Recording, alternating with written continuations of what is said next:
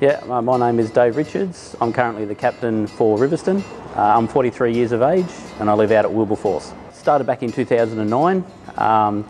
3 years after 2009 I was appointed as deputy captain, and then a few years later than that was successful in the role as captain. So the easiest way to describe what a retained citizen is all about, it's a permanent part-time basis, where obviously we're on call, we put ourselves where we're available, and then obviously attend the incident based on if and when a call. Juggling obviously a primary role as well, so you still have a full-time job, and then where possible turn out. I think I had a developed interest in helping people is obviously our main thing. Developed the interest by a work colleague who was also a retained firefighter, so I got interested in that way. He used to always come to work and share some stories and some examples of incidents that he attended, and I developed the interest that way. As well as my wife, her great-grandfather and grandfather were both captains at Windsor Fire and Rescue Station, and quite often we'd sit around and have at the family table and have all discussions about the incidents that they actually attended. So that too obviously developed into an interest. So I started in Telstra in 1994 and I've been an area manager for them for the last 20 years. The main hobby for us, for my wife and I, Kerry, is we enjoy going out in the boat. We do a bit of fishing when we possibly can. Yeah, we like a nice day out on the water. More flathead.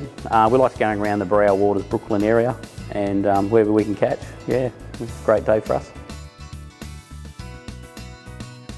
Yes, hopefully one day. I'd love to join the permanent ranks. I really enjoy the whole concept of fire and rescue and its purpose and the whole meaning of why the emergency service is there for the community. I have to admit, I haven't actually had any funny or embarrassing moments at this stage, touch wood. And certainly when you're being in the captain's role, it's not a good look amongst your team. So I'm sure they'd have quite a few examples where they could certainly highlight where I've done something wrong or said something out of the ordinary. Certainly my wife Kerry, mainly with her support, knowing that we could get up and run out of our family time, out of our home at any time, at any stage. So with her support, it certainly makes the whole thing a lot easier. So training, we train once a fortnight, so 2 hours once a fortnight, just to ensure that we maintain our core skill base.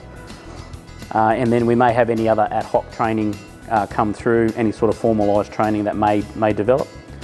But training-wise, it's mainly just 2 hours every second fortnight. We'll have to be fulfilling the captain's role. Again, not only have your primary employment, but you also attend incidents as a fire and rescue's perspective at the station. As well, you have the whole people management, the dynamics of managing people as the captain as well. The biggest impact for me would be the one I'll always remember, and that's actually attending the nursing home the Quakers Hill Nursing Home fire on the 18th of November 2011. Our station's bells went off at 3:45, I believe, that morning, thinking it was just a normal AFA until we turned up and, yeah, total devastation. When we first arrived, we naturally, we went into full swing as per our training, and we're looking at the bigger picture, saving lives, removing as many people as we possibly can from the premises. It wasn't until probably like a few hours later when we were actually dismissed from the scene and we relocated to the rehab area. It was there when we actually just sort of spoke together as a team, just to make sure everyone was okay. And then we're also having a few little quiet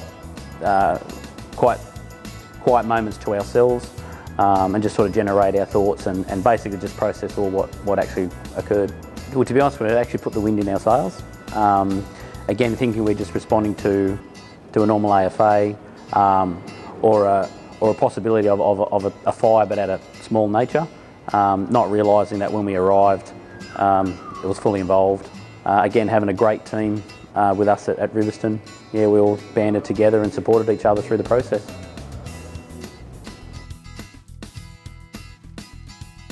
I'll certainly encourage anyone to come and join. It's a great, rewarding job.